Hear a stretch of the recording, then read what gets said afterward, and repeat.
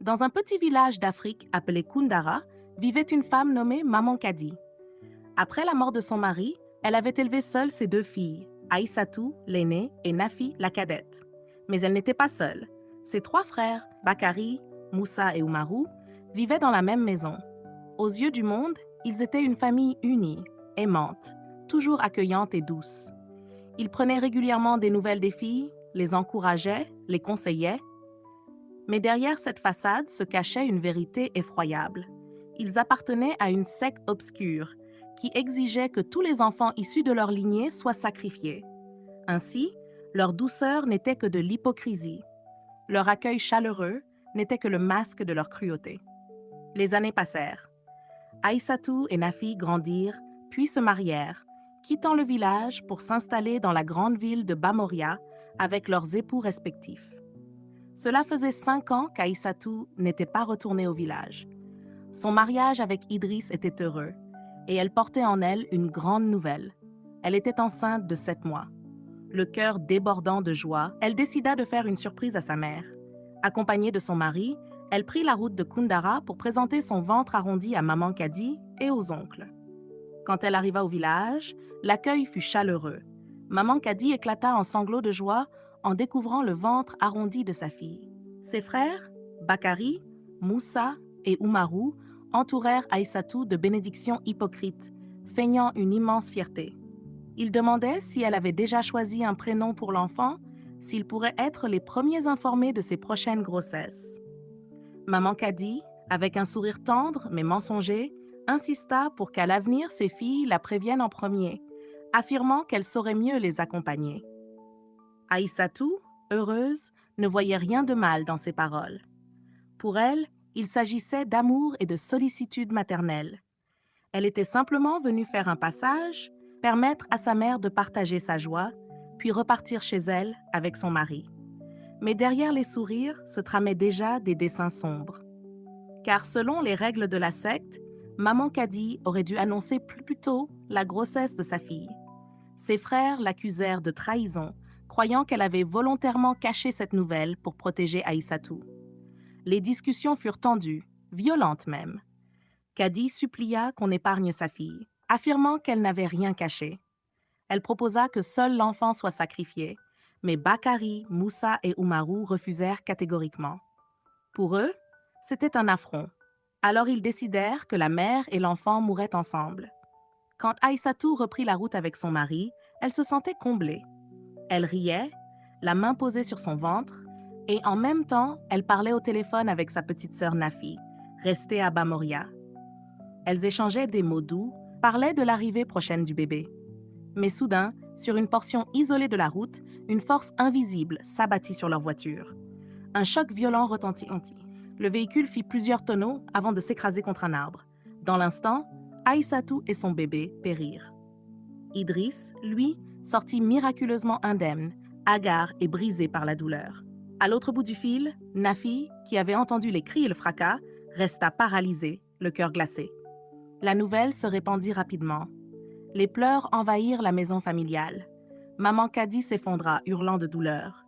Car malgré ses pactes, malgré ses compromissions, elle aimait profondément sa fille. Elle n'avait jamais voulu sa mort. Seul le bébé devait être pris.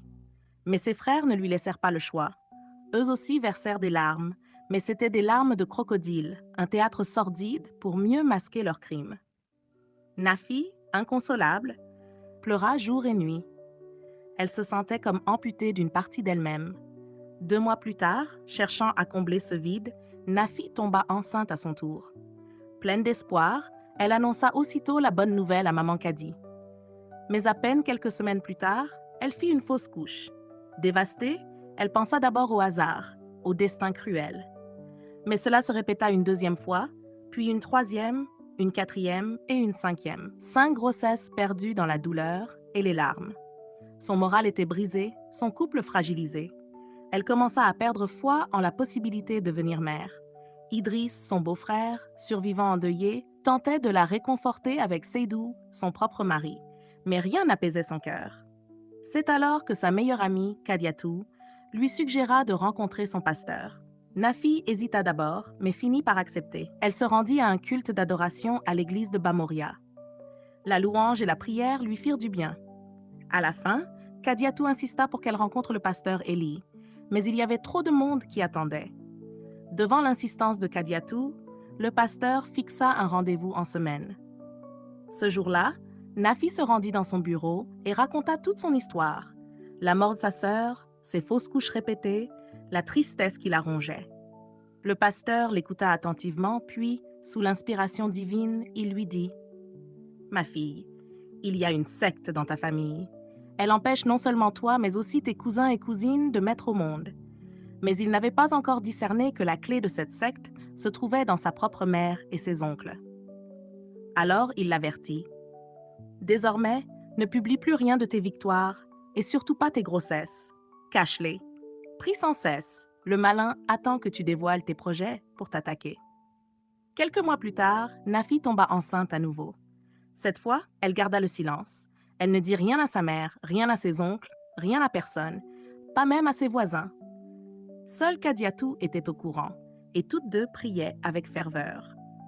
Mais au 7e mois, Kadiatou, pleine de joie, organisa un shooting photo pour immortaliser la grossesse. Dans son élan d'enthousiasme, elle posta l'une des photos sur les réseaux sociaux. Moins de 25 minutes après, Nafi vit la publication et fut prise de panique.